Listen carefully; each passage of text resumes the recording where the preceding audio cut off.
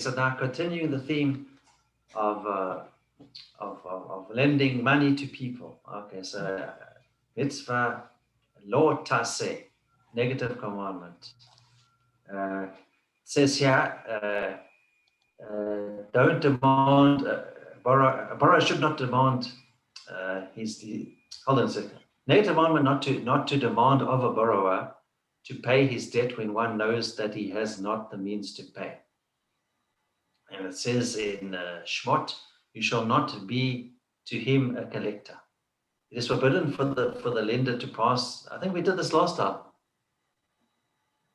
Yeah, I'll continue. We did. Okay, just say, I'll continue. Okay, then I'll just continue. Okay. It's forbidden for the lender to pass by before the borrower when he knows the other side has not the means to pay, so that he should not put him to shame.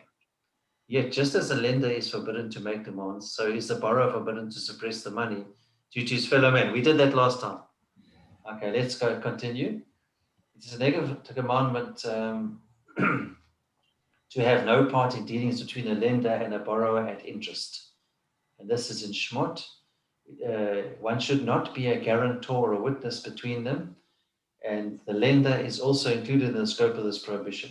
Apart from the injunction not to lend at interest to a member of jury, okay, an intermediary between them violates the injunction, nor shall you put a stumbling block before the blind. Okay, we actually did that one. It's basically you shouldn't charge interest. I think it's just, I know it's confusing the way that's written, but let's just continue. Okay, do something new. Okay, it's a negative commandment to lend nothing to a member of jury at interest, be it money or something to eat or anything else. Okay, this one we haven't done. You shall not give him your money at interest, nor give him your possessions of food in usury. Vayikra. The term meshech, which is interest, and marbit, usury, are one thing, but the scripture divided it into two terms to make the lender the transgressor of the two prohibition. The lender also violates the prohibition, neither shall you put interest upon him, as well as the injunction, do not take interest or increase from him. What does increase from him mean? Damon, any ideas what that word means? Do not take interest or increase from him. What does increase from him mean? I have no idea. Honestly, don't know. Okay, so it's talking about interest in you, it's what it says here about the food. Okay, that was in the previous one. This is okay. So that's the interest. Okay, it's a negative commandment not to borrow at interest from a member of jury. You shall not give interest to your brother, which is an admonition to the borrower. He would also violate the injunction, nor should you put a stumbling block before the blind. So you can't even offer, if you loan money from someone, you shouldn't even offer to pay interest, even if you think it's a fantastic, the lender mustn't accept it. So you can't, out of the goodness of your own heart, say, let me just pay the interest. He did me a favor and he really helped me out. There's an interesting topic, which I don't know, that what would be considered interest? In other words, if somebody would earn money by keeping it in the bank at no interest, in this particular regard, if he doesn't keep it in the bank, he would lose money. So it would be an interesting halachic discussion if you can compensate him for his loss. I don't know if you understand what I'm saying. Yes. Because had he loaned the money to someone, he wouldn't have earned the money in the bank. The interest. Yeah, so it would be an interesting halachic discussion. And then two other points is that you have to make somebody sign a shtar, a contract, even if it's at no interest, because it says halachically you will cause him to transgress. How would the borrower transgress? Is because if he doesn't have the money, you will cause him to lie under oath that no such loan take place. So it's interesting that this lender has a responsibility to have a shtar, and if there's also witnesses that are required. So the reason being is that you have to, you can't be stupid for yourself. If somebody's not a credible person to lend to, you also don't necessarily have an obligation to lend them unless in your head you've written off that money. And it's wise anyway to have a shtar regardless. In most instances, it's been right. It's a halachic requirement. as well as Adim, Zobamim. If there's no pen or paper or witnesses, apparently it's quite a complex issue, but you can.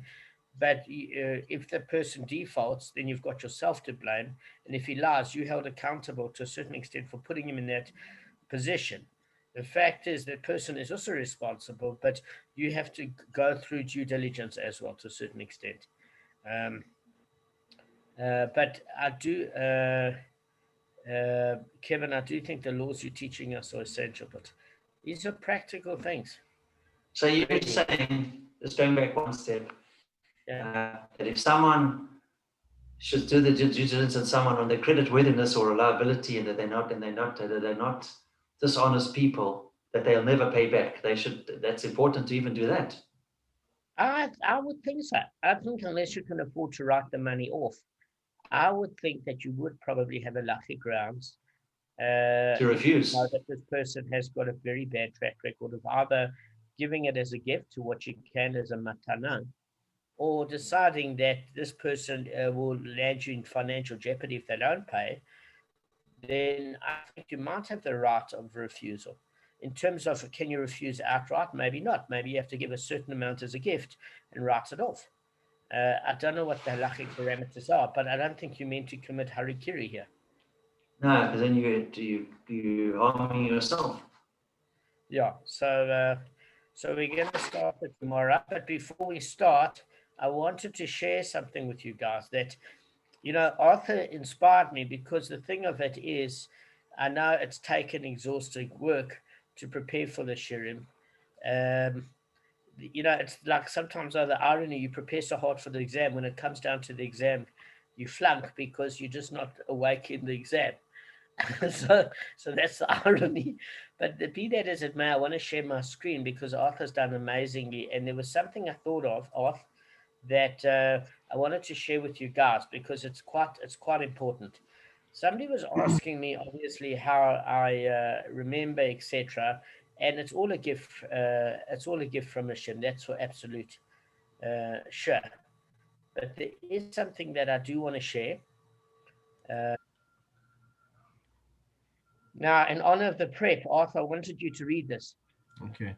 If you study to remember, you will forget. But if you study to understand, you will remember. Really, guys. I'm not studying in order to remember. What I try and do when I learn, if I can give you my 2 cents worth, which is not a lot, is I forget about trying to remember. It's up to Hashem if I remember, if I won't remember, etc. But I think when I look at the daf, or I look at any piece of material, what I try and do is get in the mind of the person that's written the material and get to understand and almost go on this journey.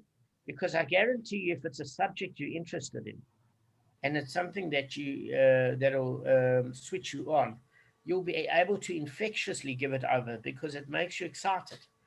And I think if you basically just try and study to understand, the remembering part is an automatic byproduct. It's almost like in business, if I can use a different analogy, you will always make money if you end up getting good value and good service where the other person feels like, compared to your competitors, that you really, really are price sensitive. You give a great service, good quality. The business comes automatically, and certain things are automatic when your processes are right. This is one of the things. So it's just something I thought you guys should bear in mind. Can I just add something? I've got 2 points I want to add. One to this and one from what Rabbi Arbach said at Shul on Saturday, which relates directly to what we did in Bava Kamma. So it's quite interesting. So as far as this comment that you put up here, when I did my MBA, I don't have a good memory. So I can't remember stuff very well. So I have to get to understand it. And I did very well in my MBA because I understood the subjects, all the subjects. I got to understand them, exactly what you're saying. And now we need to do, obviously, the three of us, you doing it, Damon. And I think Arthur's getting in that direction. I want Akiva and myself as well. I mean, Akiva and Kevin and myself also to prep so that we understand, not prep to remember. So Damon, well done for this. It's a very good quote. Yeah, that's it. Maybe at the prepping, we're not prepping, we're prepping, but Arthur seems to have got the right balance there. That's Well, he's exactly, putting a and lot they of time say, in. and like they say, If you- Damon, if- about learning Torah. Sorry, Gavin, I'll make a comment. No, I'm just saying it takes longer to learn. I mean, to understand it than to learn to remember. Because if you learn to remember, you're just going to read it once and you think you've remembered it, but you haven't. But if you do it a couple of times, you'll understand it and then you won't forget.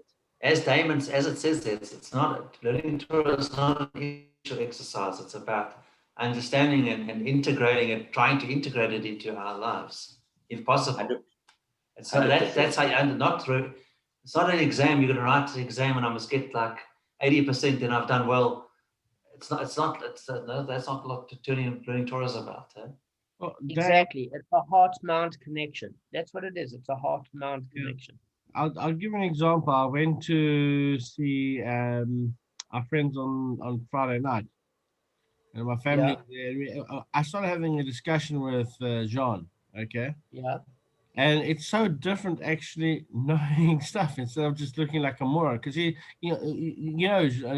not Jewish, so he tries to pun stuff, but he actually couldn't get me into any corners this time. He had a lot of, every time he came back, said, I can. And we spoke actually just about Bava Kamma. And, I said, look, it's all about law. I said, I'm loving it. So you took the bull by the horns, Arthur. Yeah, basically. And he said, well, I can't understand about his bull. I said, okay, imagine you got a dog. Okay, another dog attacks your dog. Do you shoot the dog or do you pull the dog out? What's your right there? I said, some people shoot the dog, but if you can pull the dog out, that's the way you should go. And that's how the law, Then when I started saying, see, I said to him, the thing about it, you got to learn to relate it back to where we are now. Because I also have a problem remembering where a bull comes from. I don't have a bull. I mean, I had a bull when I was younger. I lived on a farm, but that was different. There were no laws there. They were caged up, and there was one in a cage, if you know what I mean. And you didn't know if they were moored or tongue, Arthur, in those bulls either. They were tongue. They eat pieces from my hand. Sure. Damon, can you take this off? I just want to just mention this thing that Rabbi Arbach spoke about very quickly. Sure. So I just like to see everybody. It's easier. Sorry. Okay. Otherwise, it looks like I'm talking. I'm talking to a quote primarily. Sorry. I want to know: did we ever clarify, Damon? Sorry, because sometimes I have a bit of brain fog. It's obviously a lot better now. But did we clarify, somebody who robs a house at night when there's no one around has to pay double penalty, whereby somebody who holds you up only has to pay to return that amount? The guy who's brazen. Yes, I did we actually come to a proper? Yes. Did we come to a? So Yes. what was your answer again? I just wanted, because Rabbi Albach gave one, and I just want to see if it's the same, because I thought what he said was excellent. Okay, so I brought this to Rav Simcha Steinhauer. Let me just pose the question clearly for the group. Is that I said to Rav Simcha Steinhauer that in a way a robber is worse than a thief because it's psychologically traumatic.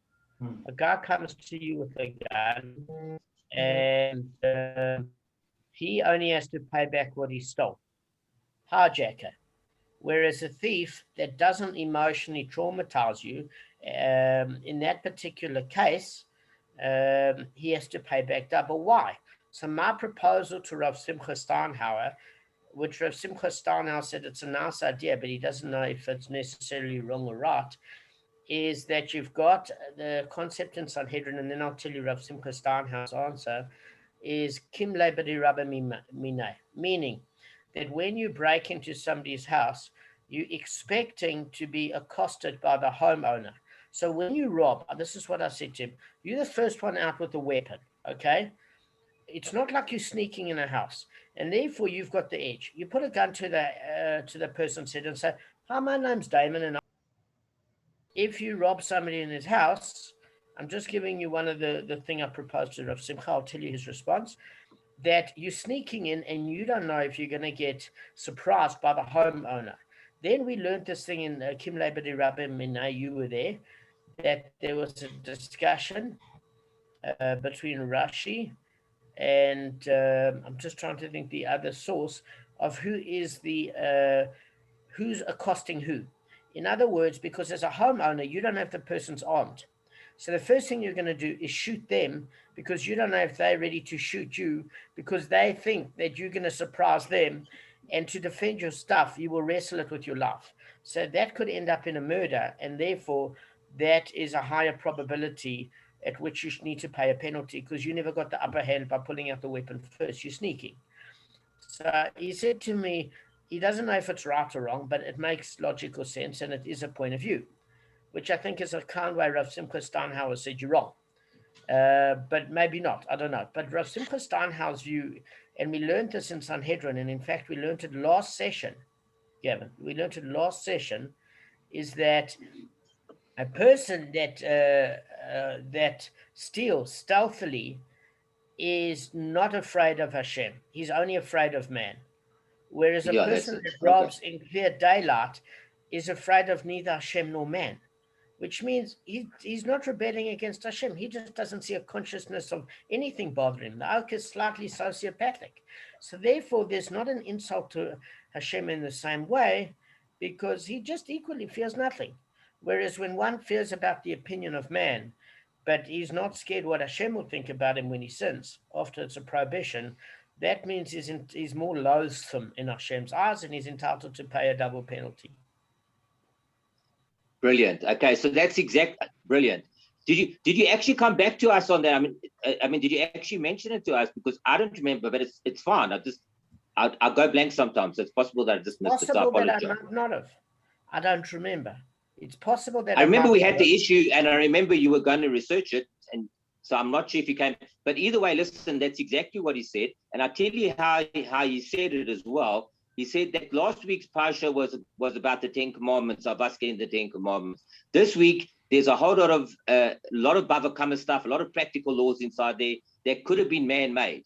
And what Rabbi Auerbach wanted to show is that there's a direct link, that these laws, and Rashi says it as well, that these laws are from Hashem. They're not from anybody else. And Rabbi Auerbach gave that specific example, that it seems ludicrous that if you hold somebody up, that you don't pay double the same as the guy who breaks in. It doesn't make sense. And he says there you can see that the law is completely divine. And he gave the exact reasoning as to the logic that you just gave, and that Reb Simcha gave, which is absolutely genius. You know, no man-made person would come up with something like that.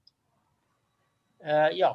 So I don't know if I got back to you guys. I remember that Rav Simcha and Steiner and I, we never had a conversation on the phone as WhatsApp. We had a Zoom meeting together because this was bothering me. Whether or not I came back to you guys or not, if I didn't, please forgive me. I might not have. It was an issue that was bothering me. I think at the time I never shared every issue that was bothering me because the group was confused enough as it was. Thank you. Now you sound like the Democrats who are going after the 75 million people who support Trump. Now you're going after us. Same thing, yeah? No, I'm saying you're trying to silence the guys that are going. Listen, the reality is, I'm joking. On a serious note, I don't know and I don't know if I'm the best teacher. So the reality is sometimes the internal issues I have with the Gemara, where I hear it and think, this doesn't make sense. It's counterintuitive. It doesn't sit well with me. And if I have to share every psychological hang-up I have with all the Gemaras, then I think I'm just going to cast doubt in your minds.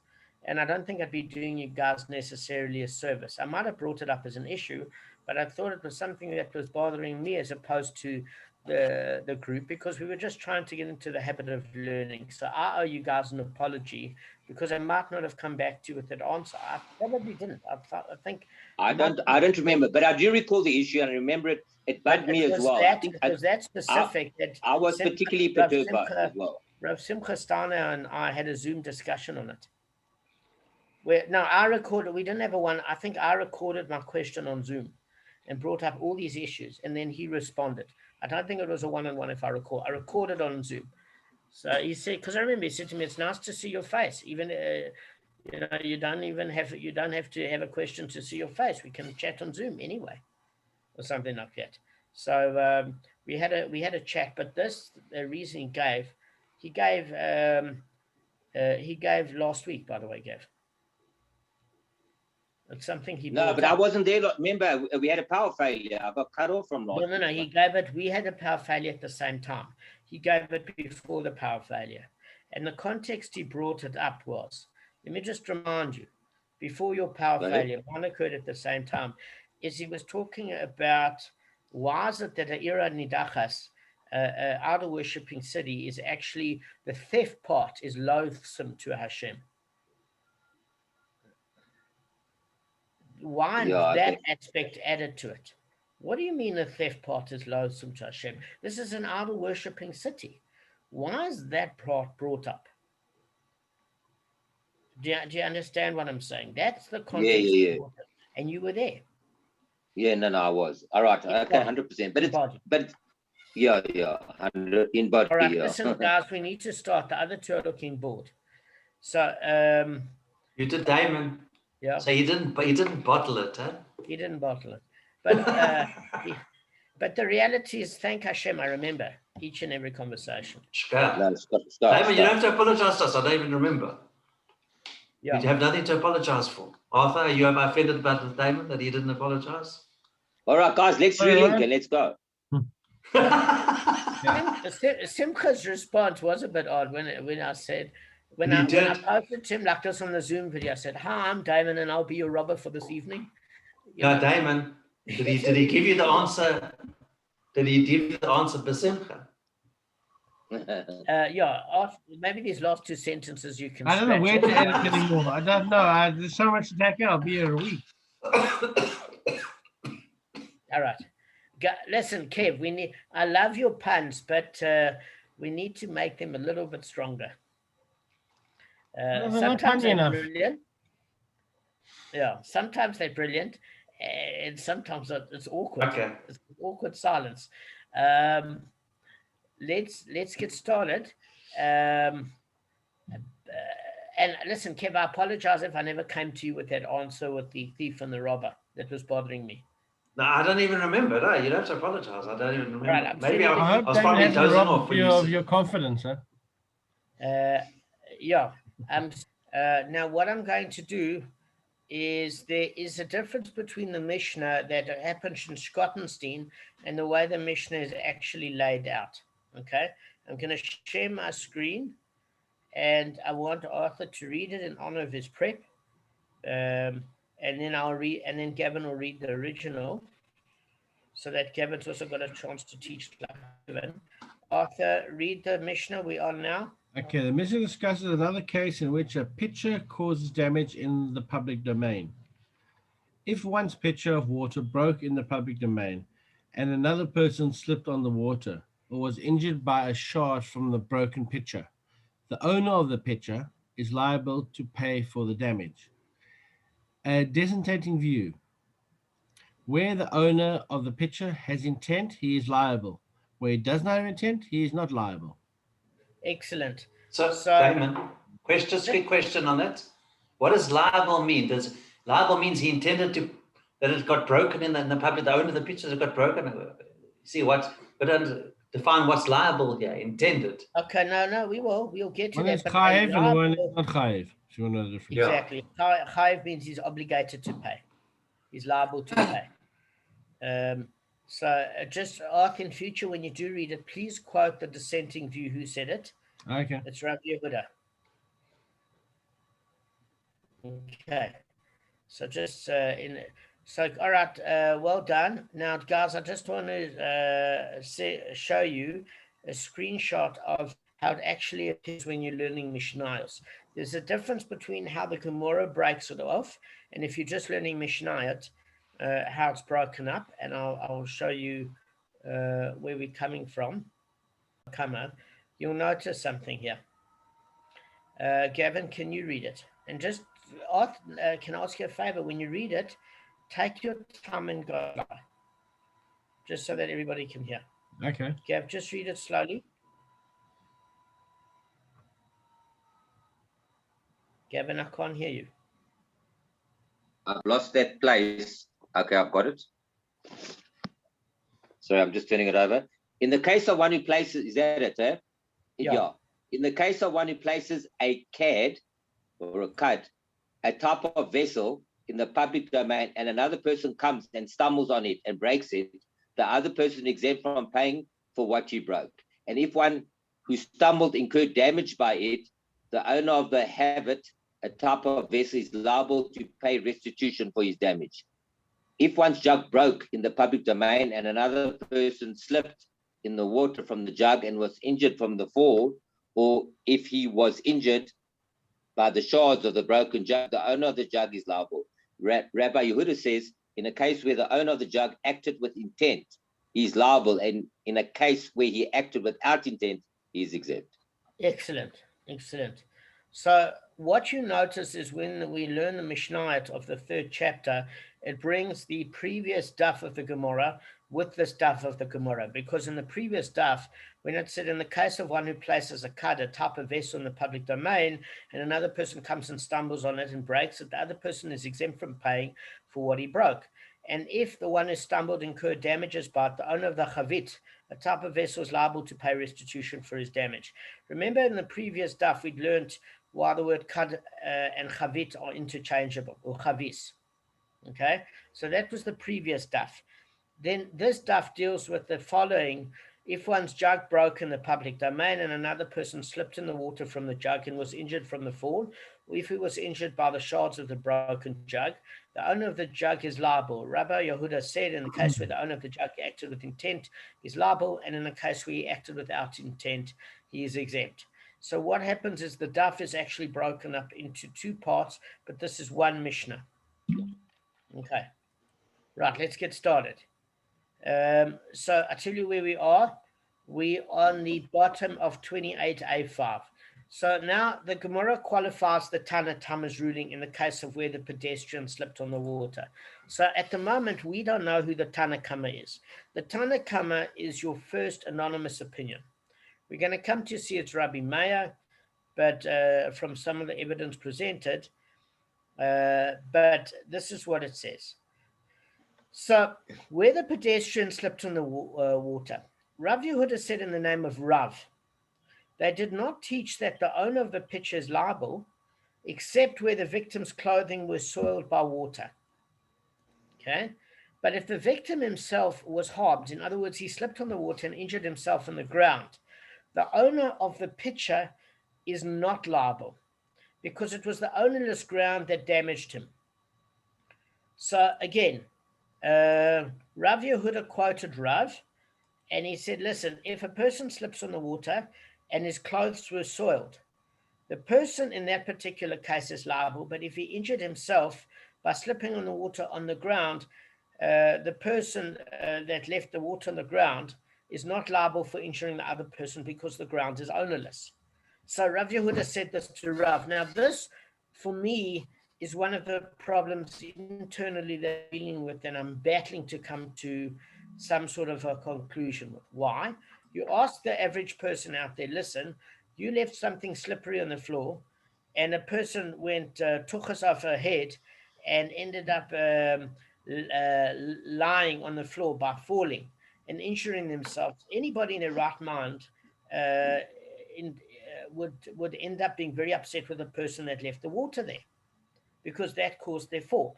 We find it very difficult to understand how it could be that they're not liable because the ground is ownerless. It doesn't seem to be a logical explanation.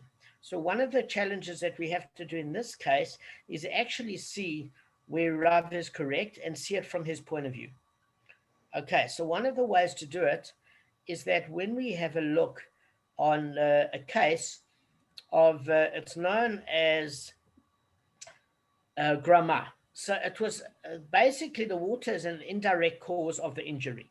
So although it caused the pedestrian to slip, the owner of the pitcher is not liable to pay compensation because the pedestrian's injury was occurred on ownerless ground. So how do we see the laws of Grama? If we have a look in Sanhedrin for murder and you hire a hitman, then you are responsible at the hands of heaven. Even this law says you're responsible at the hands of heaven, but the earthly court can't affect you because there's an indirect person that you hired to commit murder. And therefore, since everybody is given the biblical verse to say thou shalt not kill, the person pulling the trigger is also well aware of it, and therefore the Sanhedrin will make sure that contract killer is killed. but the person that ordered the hit cannot be killed. Is that person held responsible in Shemaim? Yes.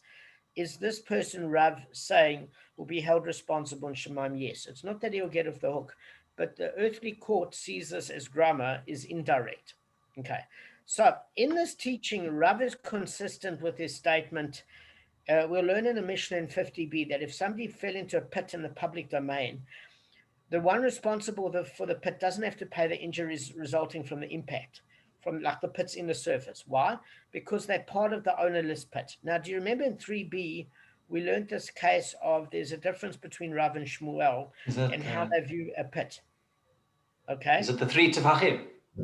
No. That's about that. injury and death. That's 9 tefachim okay. or 10 tefachim. But what we learn is that Shmuel said whether it's an ownerless pit or it's your asset, if it creates harm in the public domain, it's seen as a bore. So that is Shmuel. Rav turns around and says no. If it's not something you've relinquished, like for example, you left your a knife in the public domain, which you use, it's a utility knife, so you haven't given up ownership on it. Or we used an example where your Persian carpet rug, which was worth 10,000 rand, came off a bakkie. Now you don't just drive on; you want to go and collect it. But if it got wrapped around the tires of a car, you'd be responsible for paying, just like you're responsible if your ox damages something, because it's your property. Why is it your property? Because you haven't relinquished ownership from it. So Rav distinguishes the difference between if it's a hazard you create that you haven't basically felt any emotional connection with, because then that is determined as bor, the laws of a pit. Whereas if it's something that has created a hazard, but that you haven't relinquished ownership is, the halacha is that he considers it like your shore, your ox. So there is a little bit of an issue with it because he uses what you call the common characteristic. It's not purely an ox because a pit has got a certain feature that an ox doesn't have. What's one of the features of a pit? It's the fact that it's stationary and an ox only damages by movement. And the second thing is of it is a pit is prone to damage from inception, right? Remember that? Whereas an ox is not. How's the proof that an ox is not prone to damage from inception? Because you wouldn't have a concept of tam that an ox would be initially tame if it was automatically a damager. The very fact that it's not prone to damage from inception is proved by the fact that it's tam. And only after multiple actions does it become habitual. So they are different.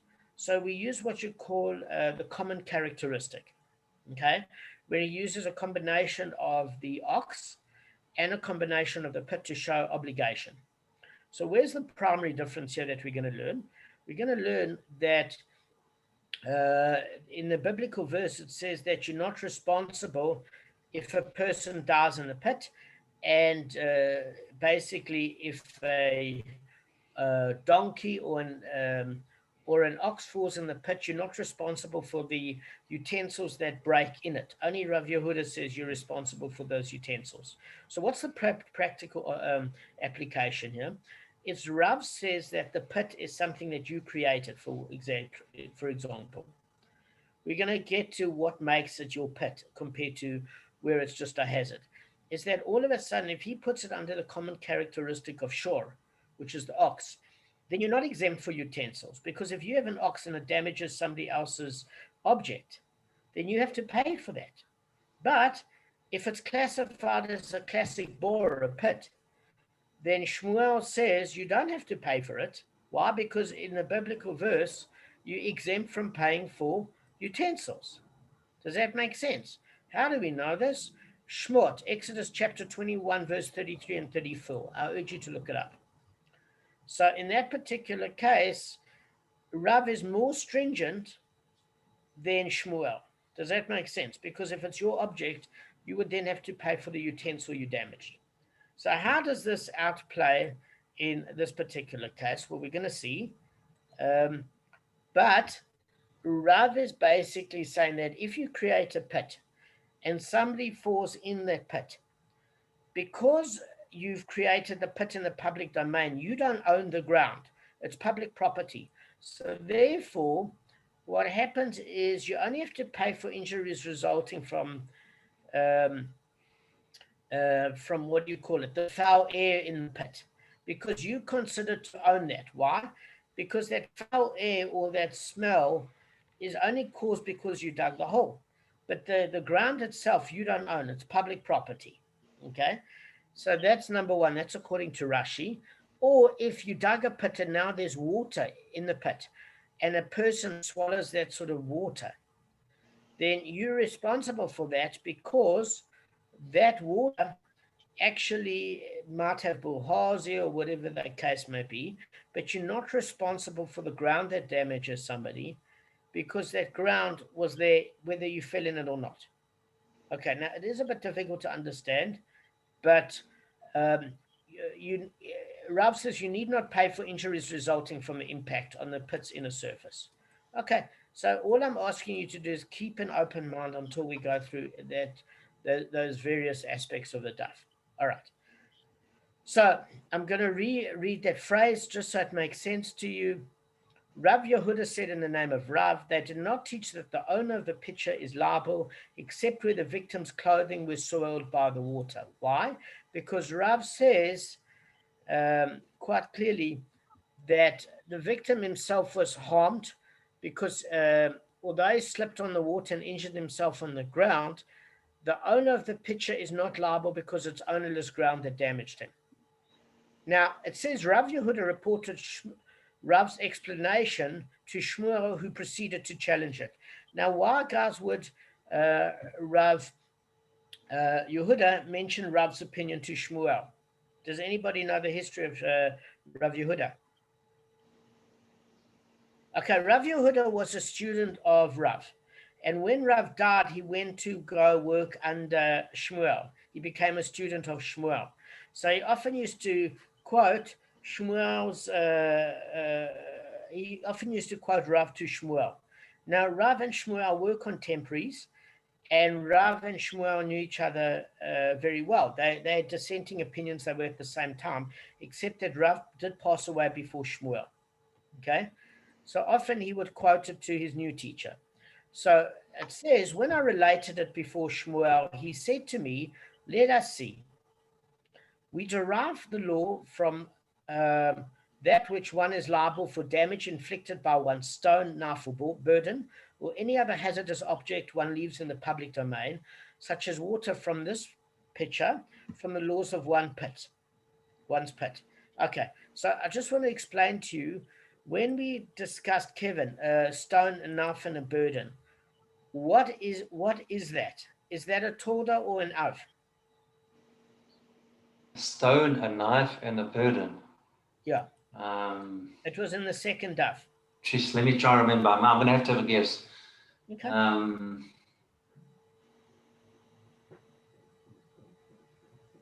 It's not the head. It's not the main. It's supplementary. Right. It's like correct. Collateral damage, so to speak. Yeah, so it's correct. Okay, so it's not the head. It's a torda, which means it's an offspring, a subcategory. Yeah. So the main category in the Torah is a classic case of pit, and that is a hazard in the public domain. There's a discussion in the Torah if a pit was created in the public domain, or it was created in your property, and you relinquished your property to the public, but you didn't make your pit ownerless, like your property, or you did make it ownerless. So that's the classic case. It's not somebody that just digs in the public domain. Then you have the subcategory where it says your stone, your knife, and your burden. And we learned from Rav Papa that the torda is exactly the same penalty as the av, meaning that if your torda damages your subcategories of pit, you owe the same amount of money as if your primary category of damager caused the problem. Okay? It's not less. The subcategory is not less than the main category. Now, one of the things to bear in mind is what Shmuel is doing here is saying, listen, it doesn't make 100% sense. Why doesn't it make sense? Because when we derive the law that one is liable for damage inflicted by one's tordos, the subcategories, for example, the stone, the knife, and the burden, I'm paraphrasing, guys, or any other hazardous object one leaves in the public domain, such as water from the pitcher, from the laws of one's pit. And hence, in all these cases, I apply the rule. This is what Shmuel is saying.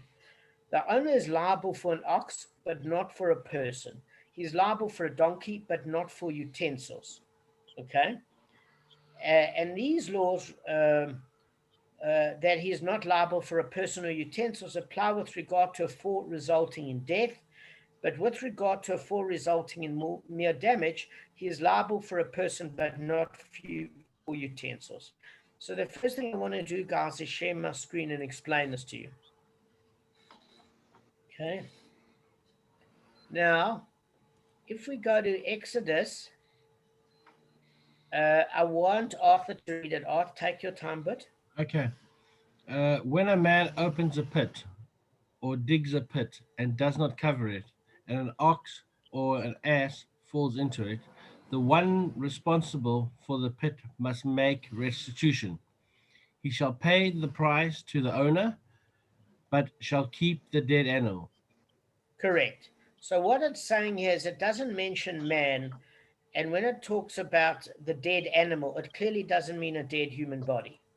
Okay, so that's it. Just to read some more commentary on the actual verse itself, by the way. It says, you see, the problem is the Sepharia seems to be missing a bit of information, guys. I don't know why. It said, and if a man shall uncover a pit, or if a man shall dig a pit and not cover it, and an ox or a donkey falls into it, the owner of the pit shall make restitution, and the carcass shall be his. So if you specify an ox or a donkey, the Torah teaches that the owner of the pit is liable only for an animal, right? That died. But not for the death of a person or the breaking of utensils. Why? Because it doesn't mention utensils in there. So there's a couple of things that you should ask yourself. If you're responsible, let's take a look at this example that Kevin brought up. There was this thing of 9 tefach and 10 tefach. Okay? So anything 9 tefach and below is responsible for causing injury to an animal. If it's over 9 tefach, that it's 10 tefach, it's deep enough to cause the death of an animal. So if you create a pit that's 2 tefach and an animal happens to go head first and die in it, you're only responsible for the injury portion, but not that extra amount that you'd have to pay for the death. Does that make sense? Because the pit was not deep enough to create death.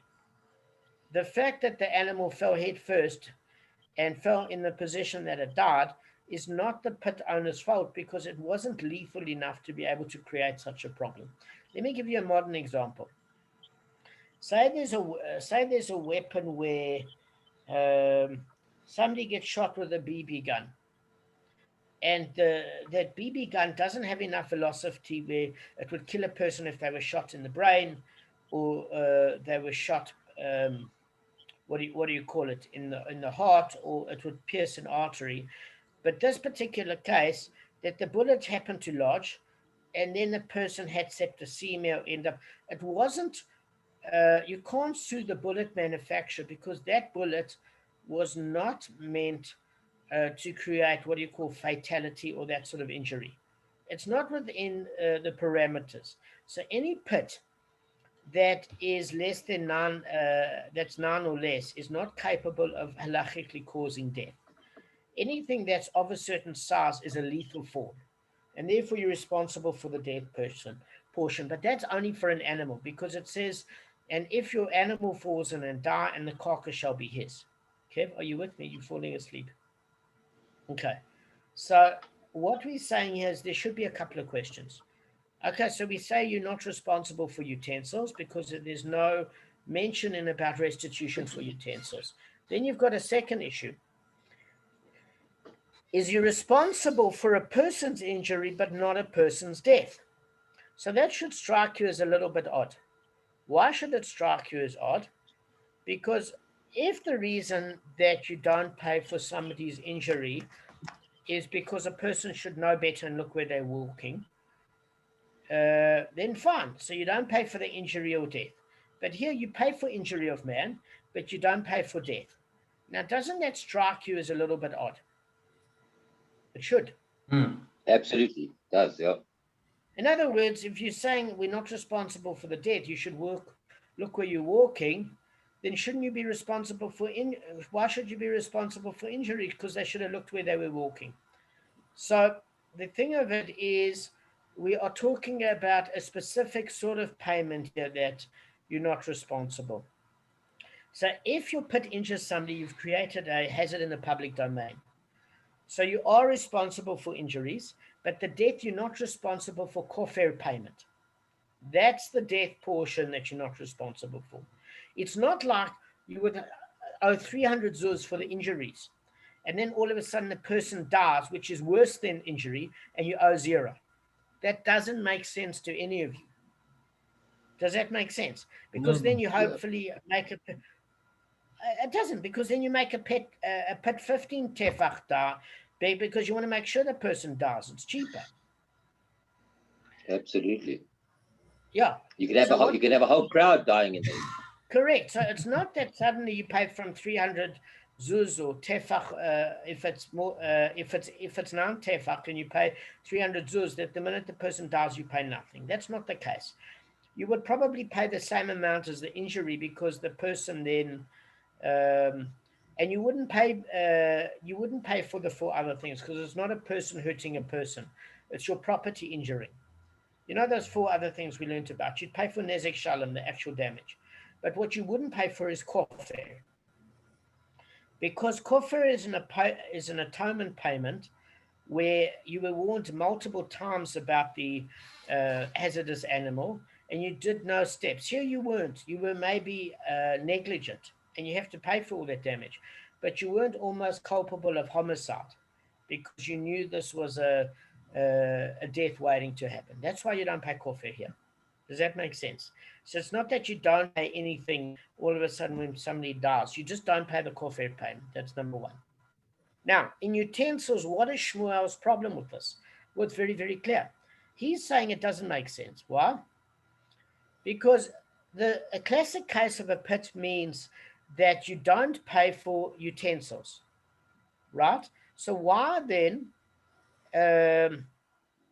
would the water that you created damage the victim's clothing? Why would you be responsible for that? So let me just explain to you what we're talking about here. So if you have water in a pitcher and that water spills in the public domain, or you drop your pitcher, now that creates a hazard and somebody slips in it, okay? That is known as what you call a torda of bor. It's a subcategory of pit. It's a public hazard, right? Now, if it's a public hazard, you don't pay for any utensils that are broken in a bor, a pit. Now, what Shmuel is saying is that Rav, when he wants to say that you're responsible for paying for the woman's dress, let's not use the case of water, because water often is transparent and doesn't stain. Say in the pitcher you had red wine or you had oil, okay? Because that's of value. And that's something that you don't, that's something that does stain. And the person slipped in it and the woman ruined her white dress. He was saying in that case, because it's a torda of bor, it's a subcategory of pit, and we don't pay for utensils that were damaged in a pit, you wouldn't pay for that woman's dress. Why? Because what we call utensils now are kitchen implements like a spatula or something like that. But the word utensils comes from the word utility, which means of use. So anything that would clothe a person is considered utility. It's useful. Anything that if a person fell and their watch got broken or their clothing got stained or anything got damaged in the pit, you're not responsible. So what Shmuel is saying here is you're not responsible if that clothing got ruined from the dirty water or the wine or the oil. So he doesn't understand how Rav can hold that you're responsible for such a thing. Does that make sense, guys? Yeah. Yeah, it's a good argument. Yeah. Okay, good.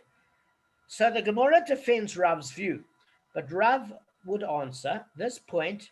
In other words, the laws of the obstacle in the public domain are derived from those of a pit, apply only where the owner declared the hazard ownerless. But where he did not declare the hazard ownerless, it is his property. In other words, it's in the category of an ox.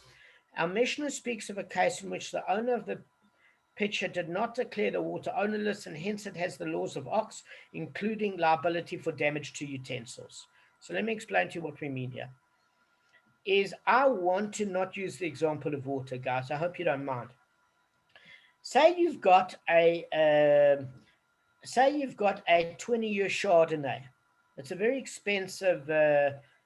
Kevin, are you falling asleep? Kev, do you want to stretch? Are you okay? Yeah, no, I'm just Okay, because so I think but I'm listening. I'm following. Okay. So what I was going to say is, say you've got a Chivas Regal, or you've got a 20-year Chardonnay, or a very expensive wine.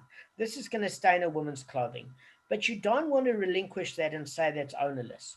And if a person said, well, it's on the floor, I don't want to declare responsibility, I'm telling you it's ownerless, it's not my problem, I'm not paying for the dress, it's categorized as a bore. We said to you before that that is not true. What example did we use before? A cell phone. If somebody tripped on the cell phone that you left in the public domain and it fell out of your bag, and they injured themselves, and the screen was cracked, and they said, you owe me for injury, and you turn around and say, well, I don't want the cell phone back. Believe me, if it was in good condition and it had all your contact lists and all your information, you would take that cell phone back in a heartbeat. If somebody phoned you on it and said, we found it at Spa, would you like to collect? Of course, you're going to collect a 5,000 Rand phone with your life and contacts and diary on it. So too with a 20-year-old Chardonnay or a blue label Chivas Regal. If that content never fell on the ground, of course you'd want to drink and partake in it, which proves psychologically that you haven't made it ownerless. And since it's not ownerless, Rav considers it the category of tzad hatzaveh, which means a common characteristic, meaning just like it is a public hazard and prone to damage from inception, it's also your article, which means it shares some of the characteristics of shor and ox. And just like if your ox damaged somebody's property, you'd have to pay. So too with this, you'd have to pay because it's your property. Why? You haven't relinquished ownership because you would love that 20-year-old Scotch back, especially after the bad news of it injuring somebody. I think you'd enjoy that Scotch very much to calm you down. But that 20-year-old Chardonnay, you wouldn't want to relinquish it if it could magically go back into the container. So since it is, before you ask, Kevin, since it is yours psychologically and you haven't relinquished ownership, it goes under the category for Rav as a shor, an ox. Just like if your property damaged somebody, you'd have to pay. Here, it's your expensive wine that ruined this girl's clothing, and therefore, because you haven't relinquished ownership, it doesn't go under the category of bore, at which you're not responsible for utensils or clothing or utilities. If your ox damages something, you are responsible for their utensils. If your ox walks on utensils, you're responsible. A shane or reg, or eats it, or claps it. So therefore, according to Rav, you would have to pay for this girl's dress that this wine ruined, because it is considered something you would value, that wine. I hope I've explained it okay. Yeah, perfect. Got that. And Okay, Kev, what's your question? yeah, they can't have it both ways. If it's all of a sudden the public domain and make it hefker because it doesn't suit me to pay, I can avoid paying damages. Exactly. So that's exactly Rav's point. So we're still battling with the fact that Rav says, we don't quite understand how he doesn't cover you for the ownerless ground, and so we see some points of Rav, and we're trying to battle with some of the other points. Okay. So let me just explain one or two things quickly. Then we're done. So bottom line, according to Shmuel, when the Mishnah says that the owner of the pitcher is liable if somebody slips in the water, right? It can't mean that the water soiled the pedestrian's clothing. That's according to Shmuel.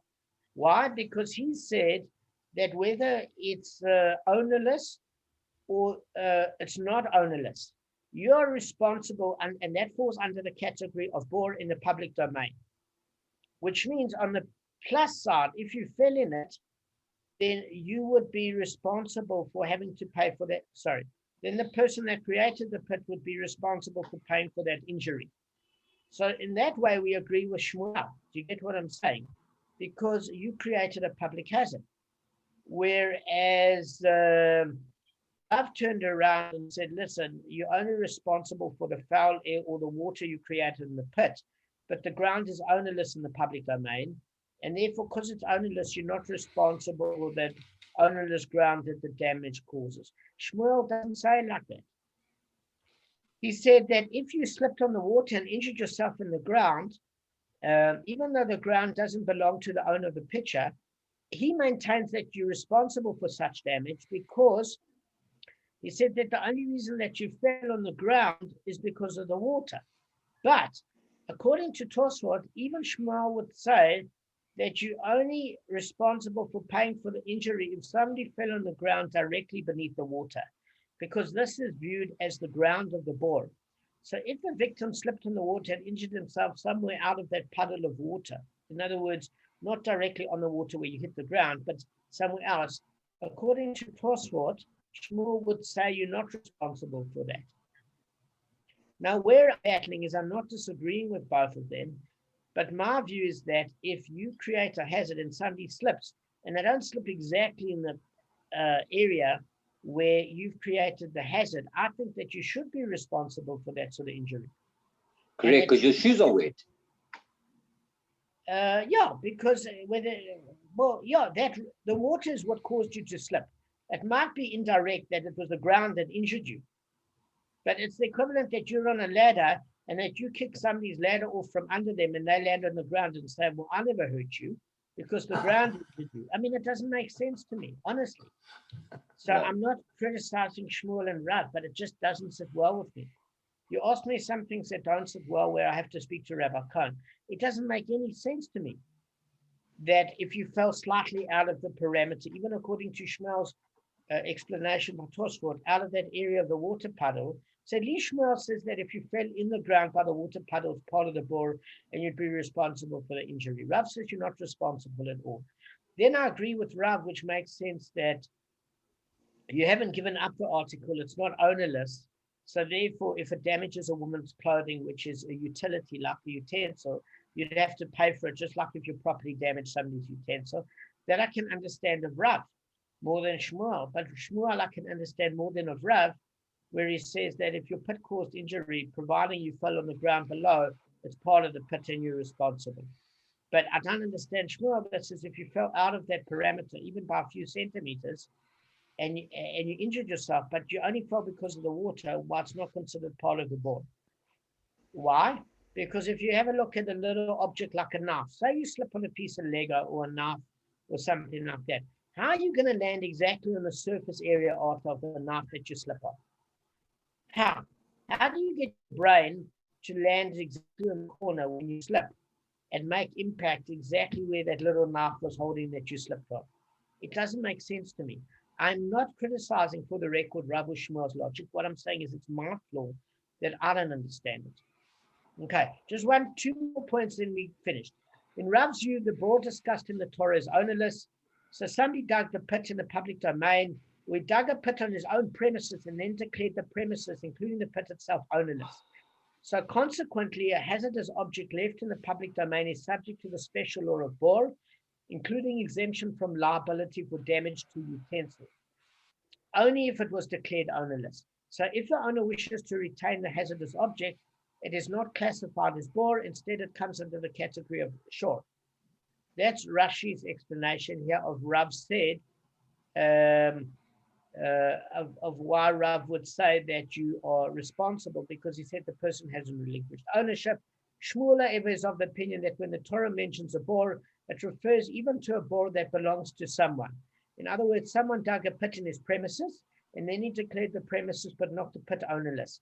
Consequently, it makes no difference whether or not the owner of the pit relinquished ownership of the water. Either way, the water is a bore and is not liable for damage to utensils. That's according to Rashi. Just one more point. According to Rav, our Mishnah must refer to a case where the owner of the pitcher sought to keep the water. For if he relinquished it, he would be liable neither for the damage to the pedestrian's clothing nor for damage to the pedestrian's body. He would not be liable for clothing because if the water is ownerless, it would be classified as a bore, and one is not liable for damage done by bought utensils.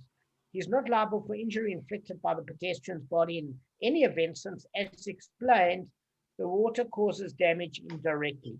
Therefore, Rav has no option but to limit the Mishnah to a case in which the owner of the pitcher did not clear his water ownerless, and accordingly, the owner is liable for damage to utensils. So what it's saying here quickly, we've got a minute, is that Rav has to turn around and say it's responsible for the woman's clothing, because he never says that if a pit injures somebody, apart from the foul air and a bit of the water, if you swallow it, you're responsible for that physical damage, because he sees the ground as ownerless and indirect. But there's a bit of a catch-22, which we're going to see later. Guys, I hope this made sense so far. Yeah, any questions? it's tricky, but it makes sense. Yeah. Okay, mate. Does this make sense with what you learned, Art? Yeah. All right, Kev. I've been learning a bit early this morning, and actually last week a bit. So yeah, I had something on my mind as well, but I was following.